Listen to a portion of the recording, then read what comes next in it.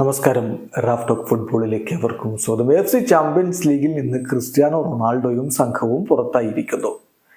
UAE ക്ലബായിട്ടുള്ള align FCയോട് penalty ഷൂട്ടൗട്ടിൽ തോറ്റാണ് അവർ ഇപ്പോൾ പുറത്തു പോയിരിക്കുന്നത്.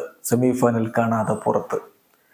ഇനി ഈ സീസണിൽ എന്തെങ്കിലും കിരീട സാധ്യത CR7 സംഘത്തിനും ഉണ്ടോ? നമുക്കറിയാം, അൽ നസർ ഈ സീസണിന്റെ തുടക്കത്തിൽ അറബ് ചാമ്പ്യൻസ് കപ്പ് നേടിയിട്ടുള്ള ടീമാണ്.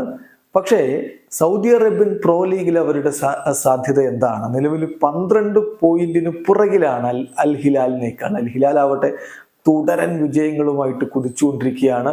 പ്രോ ലീഗിലെ കിരീടം ഏതാണ്ട് അൽ നസറിന് കൈവിട്ടു പോയ മട്ടാണ്. ഇനി അതിൽ പ്രതീക്ഷിക്കുന്ന ഒരു അർത്ഥവുമില്ല.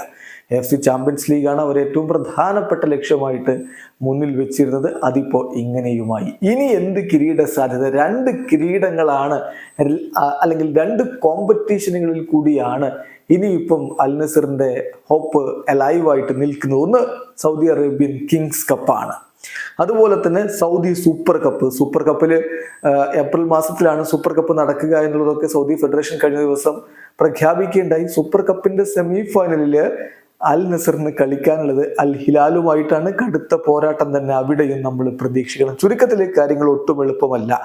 ഇപ്പം ഈ കളി അലൈനോട് തോറ്റതിന് ശേഷം അൽ നസറിന്റെ കോച്ച് ലൂയിസ് കാസ്ട്രോ പറഞ്ഞു, ഞങ്ങൾക്കൊരു പക്ഷേ കിങ്സ് കപ്പും സൂപ്പർ കപ്പും വിജയിക്കാൻ കഴിഞ്ഞേക്കും, ചിലപ്പോൾ കഴിഞ്ഞേക്കില്ല, അതാണ് ഇപ്പോഴുള്ള സാഹചര്യം എന്നാണ് അദ്ദേഹം പറഞ്ഞത്. 2 സാധ്യതയും അദ്ദേഹം പറഞ്ഞു. അതിന്റെ കാരണം അൽ നസറിന്റെ മുന്നേറ്റ നിര മികച്ച പ്രകടനം നടത്തുന്നുണ്ടെങ്കിലും ഡിഫൻസിൽ ഒട്ടും വിശ്വസിക്കാൻ പറ്റാത്തൊരു സാഹചര്യമാണ് ഇപ്പോഴുള്ളത്.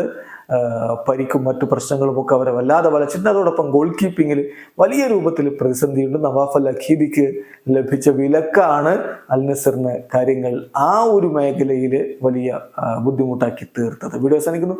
ഫുട്ബോൾ ലോകത്തെ കൂടുതൽ വിശേഷങ്ങളുമായി റാഫ് ടോക്സ് എത്താം.